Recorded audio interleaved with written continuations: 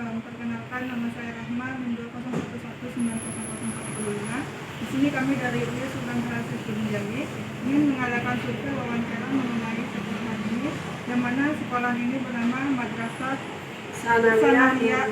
Sanawiyah Nurul Falah. Jadi begini Bu, kami ingin mengadakan survei yang mana ingin menanyakan tentang kurikulum dan sekolahan ini. Apakah Ibu mempunyai waktu sebentar untuk kami wawancara? Boleh. Yang pertama, kurikulum yang digunakan di sekolah ini yang seperti apa Ibu? Sejak ada peraturan pemerintah, sekolah harus menggunakan kurikulum 2013. Nah, kalau tidak salah itu pada tahun 2015. Nah, sejak itulah MTS Nurul Falah menggunakan kurikulum 2013. Ya. Yang kedua yaitu tujuan sekolah ini seperti apa?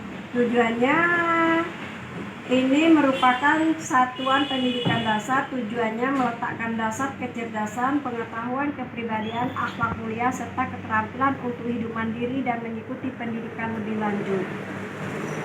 Yang ketiga yaitu visi dan misi sekolah ini. Kalau visi dan misinya menciptakan siswa yang berilmu, berakhlakul karimah, berkualitas, serta unggul dalam impact dan impak. Misinya?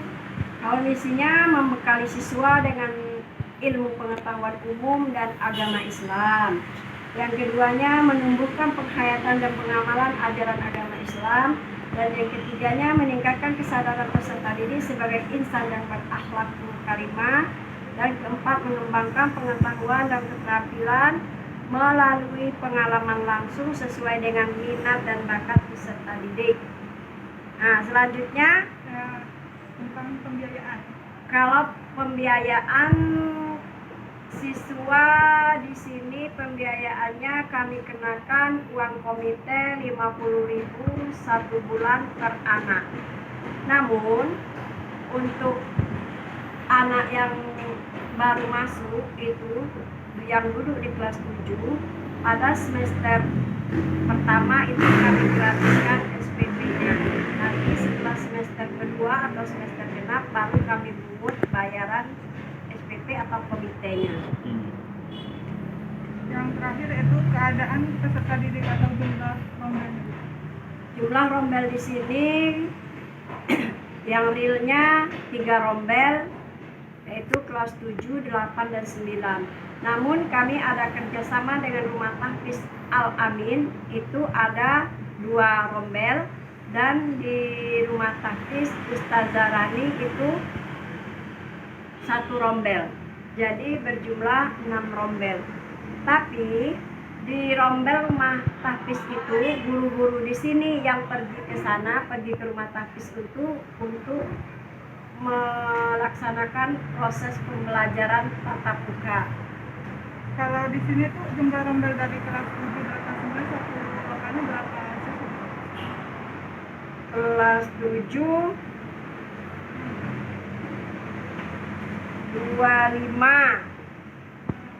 28. Kelas 7 berapa Bu Tasnim?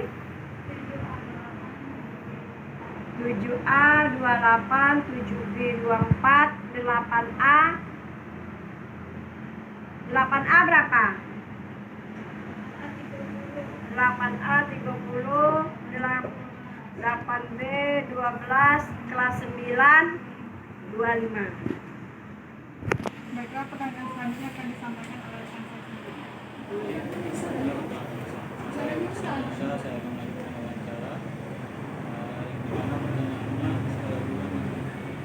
apa perbedaan ketika ada UN dan tidak ada UN? Perbedaannya, kalau ada UN,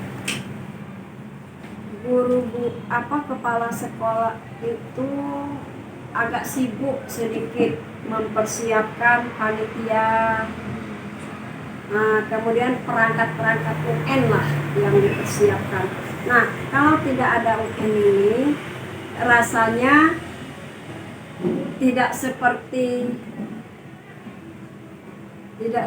sekolah ya, tidak seperti ada penilaian akhirnya. Kalau UN itu serasanya kita memang benar-benar belajar selama 3 tahun dan akhirnya menentukan. Kalau tidak ada UN ini rasanya belajar seperti biasa. Baik, dan selanjutnya perbedaan pembelajaran offline dengan online berkaitan. Kalau online itu kurikulum tidak tercapai. Memang dianjurkan tidak harus tercapai, cuman materi yang esensialnya saja yang harus dipenuhi semasa pandemi ini. Kalau untuk tercapai kurikulum target kita itu tidak bisa tercapai.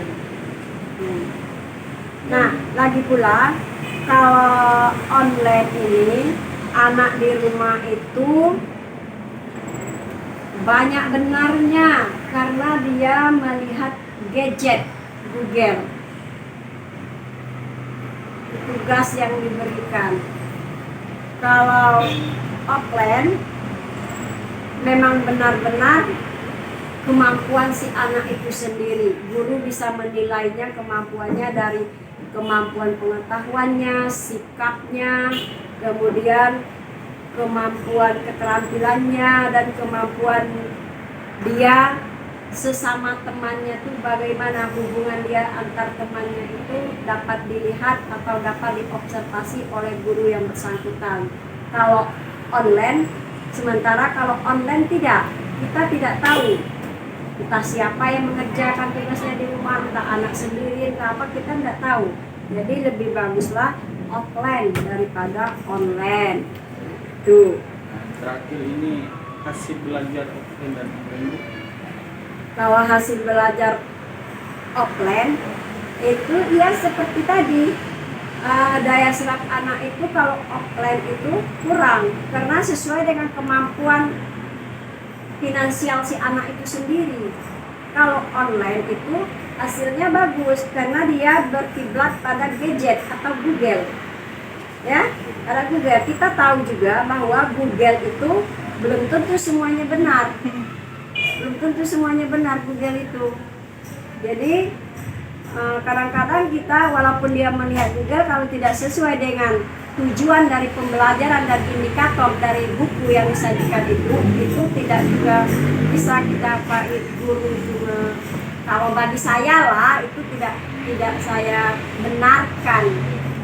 Karena YouTube kan tidak semuanya benar itu. Kadang sesat, mengajar kita sesat kadang. Jadi sering dibilang ke anak itu kalau melihat gadget itu boleh, tapi harus disesuaikan. Diterima dengan logika sehat, dengan akal sehat. Jangan asal kita terima saja gitu. Nah, kalau sejarah sekolah saya kurang paham karena saya di sini bukan kepala sekolah. Kemudian bisa kamu tanyakan kepada kepala sekolah nanti kalau dia sudah datang atau kepada TU, dia yang tahu. Kalau saya kurang tahu atau kurang paham. Nah, itu mungkin yang ingin kami ketahui tentang itu. Terima kasih waktunya wawancarai. Saya akhiri wawancara ini dengan ucapan Assalamualaikum warahmatullahi wabarakatuh. Semoga bermanfaat bagi kamu.